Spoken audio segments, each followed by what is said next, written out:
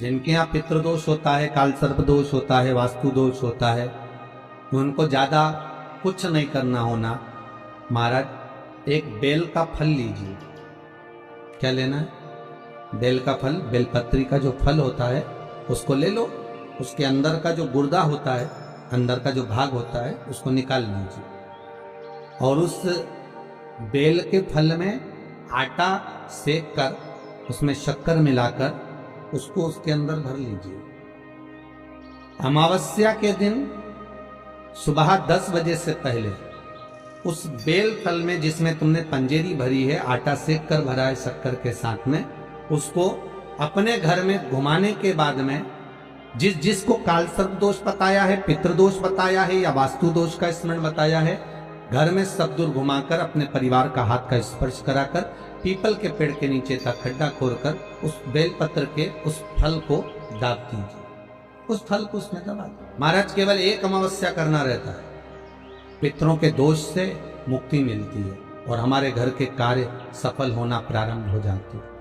कार्य की सफलता होती है, कार्य में सफलता प्राप्त होने लगती। पहले के समय में 2 दोष नहीं रहते थे, ना पितृदोष रहता था ना काल सर्प दोष रहता था। काल सर्प दोष कब आया? जब आप लोगों ने भगवान का चढ़ा हुआ जल, शिव जी का चढ़ा हुआ जल तुलसी में चढ़ाना प्रारंभ करा, तब काल सर्प दोष आया। और पितृदोष पहले नहीं होता था। क्यों?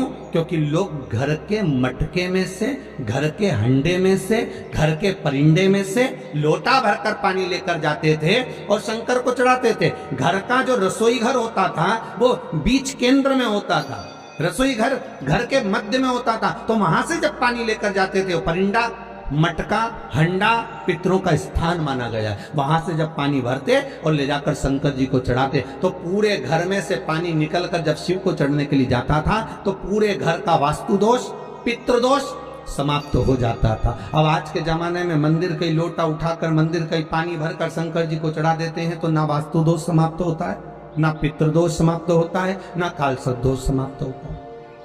गलत चीज लोगों की बुद्धि में तुरंत आ जाती है कि हाँ उसने ऐसा करा, उसने तुलसी जी के क्यारे में शिवलिंग रखा तो अपन भी रख लो, उसने ऐसा करा तो अपन भी ऐसा कर लो, उसने यूं करा तो अपन भी ऐसा कर लीजिए। पर शंकर की कथा करें नहीं भाई, ये थोड़ा वंचिता होना चाहिए। हमारा जो शास्त्र सम्मत हो उसका स्मरण करना चाहिए। पहले भी कथा में कहा, परसों की कथा में कहा कि लक्ष्मी जी अपने पास का अगर कोई सामग्री शिव जी को चढ़ा देती तो शंकर प्रसन्न हो जाते। पर लक्ष्मी जी ने करा क्या? जल भी लाई तो पार्वती। लक्ष्मी जी अगर जल लेकर आ रही है तो पार्वती की आपके पास में जो है आप शंकर को वो समर्पित करो। आपके पास में जो हो वो शंकर को दीजिए। और शंकर एक बात और कहते हैं कि मुझे दिखावा कर कर मत दीजिए, जो आपके पास में है, जो अपना है वो दो, और जो श्रेष्ठ, जो श्रेष्ठ है, कहा मात्र एक चावल का दाना। कितना? जम के बोलिए। एक चावल का दाना शंकर जी को चढ़ाओ, पर आखा चढ़ाओ। कैसा चढ़ाना है? आखा, मतलब खंडित नहीं होना चाहिए। एक बेलपत्र शिव जी को चढ़ाओ, पर आखी चढ़ाओ। 4 दिन में आज हमारा दिल बड़ा खुश है। उसका एक कारण है। 5 दिन से 4 दिन से शंकर जी पे जो बेलपत्र चढ़ रही थी पोथी पर, वो सब जजमान जो तोड़ कर दे देते थे, खंडी, टूटी फूटी सब चढ़ जाती। पर आज भले छोटी सी बेलपत्र है, पर आज जो चढ़ी है बाबा की कृपा से वो पूर्ण चढ़ी है। तो आज दिल खुश हो गया ये देखकर कि शिव महापुराण पर आज जो बेलपत्र समर्पित करी वो भले कम चढ़े। एक चावल का दाना चढ़ा पर आखा चढ़ा। आज हमें बड़ी खुशी मिली है इस व्यासपीठ पर आए। जब बेलपत्री थोड़ी सी हाथ में आई तो देखा कि भले छोटी सी है पर सुंदर कितनी है। आज बाबा इसको अंगीकार करेंगे, स्वीकारेंगे। शिव महापुराण की पोथी नहीं होती महाराज। 7 दिन, 9 दिन, 5 दिन, जितने दिन तक शिव महापुराण जिस जगह पर रखी रहती है, जिस कुल में, जिस परिवार में, जिस भाव में रखी रहती है, वहां पर ये 12 ज्योतिर्लिंग 7 दिन के लिए विराजमान होते हैं। उस पर चढ़ाई गई बेलपत्री का फल 12 ज्योतिर्लिंग पर चढ़ाई गई बेलपत्री के फल के बराबर होता। 12 बेल ज्योतिर्लिंग के बराबर है। का फल एक आनंदी बड़ी प्रसन्न। गंगा जली खोली है कभी किसी ने? किसी के यहाँ गंगा जली खुली है? अरे बोलो तो सही। शादी में, ब्याह में, या कोई गंगा जी भर के लेकर आते हैं और फिर गंगा जली खोलते हैं, पंडित जी पूजन कराते हैं। खोली है सब लोगों ने?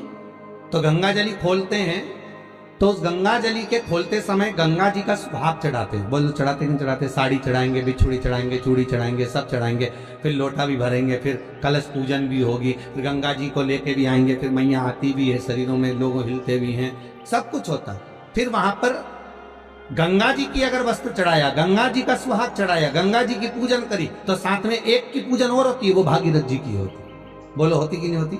फिर भागीरथ के कपड़े चढ़ते, धोती चढ़ेगी, गमछा चढ़ेगा, कुर्ता का कपड़ा चढ़ेगा, जनेऊ चढ़ेगी, भागीरथ जी के कपड़े भी चढ़ेंगे। कि भागीरथ जी के कपड़े चढ़ाए, क्यों चढ़ाते हैं? उसका कारण क्या है?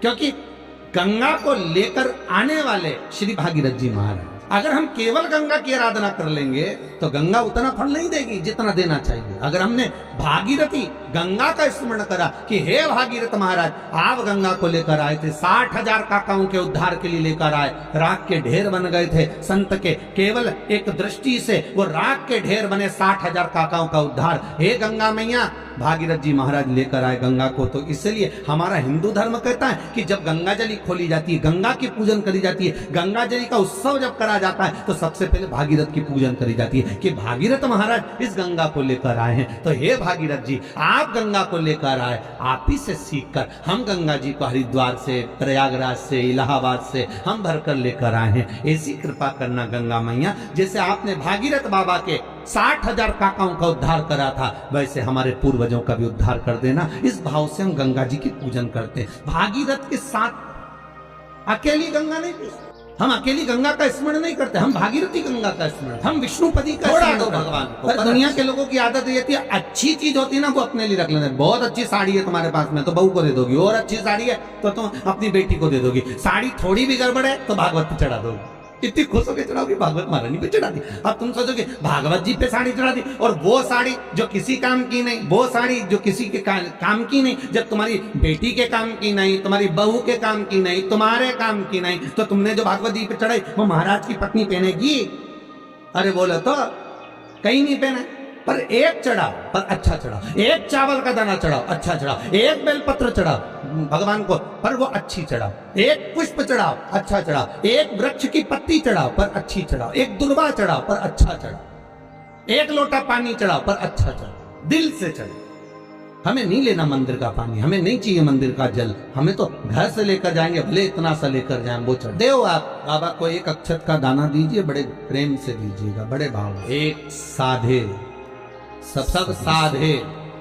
आप अगर शिव जी का भजन कर रहे हो तो शंकर की भक्ति में ऐसे डूब जाओ, ऐसे डूब जाओ कि फिर शिव के सिवा कोई सुहाय नहीं। शंकर की भक्ति में ऐसे डूब जाओ, हर एक में शंकर दिखे। कृष्ण की भक्ति में ऐसे डूब जाओ कि हर एक में कृष्ण नजर आए। राम की भक्ति में ऐसे डूब जाओ कि सब जगह राम नजर आए। पर जितना एक जगह पर आप जाते रहोगे, वहां से आपको जो प्राप्त होगा वो सुख का आनंद ही कर देगा, सुख आनंद। हर हर महादेव। श्री शिवाय नमस्तुभ्यम। श्री शिवाय नमस्तुभ्यम। यह उपाय मार्गशीर्ष मास अमावस्या के दिन करने मात्र से होती है सभी मनोरथ पूर्ण। जिसको अगर रोग हो, कष्ट हो, दुख हो, दर्द हो, वो भी ठीक हो जाता है। तो एक बार बोलिए प्रेम से शिव जी की जय, माता पार्वती की जय, गौरी पुत्र गणेश भगवान की जय।